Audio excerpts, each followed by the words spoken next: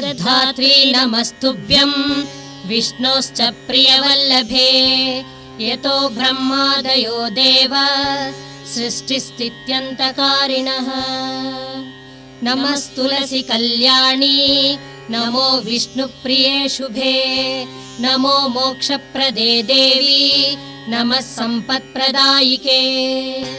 तुलसी पातु मां नित्यं सर्वापद्योऽपि सर्वदा कीर्तितापि स्मृता वापि पवित्रयति मानवम् नमामि शिरसां देवीं तुलसी विलसत्तनुं यां दृष्ट्वा पापिनो मर्त्या मुच्यन्ते सर्वकिल्बिषात् तुलस्या रक्षितं सर्वं जगत्तेनाचराचरं या विनिर्वन्ति पापानि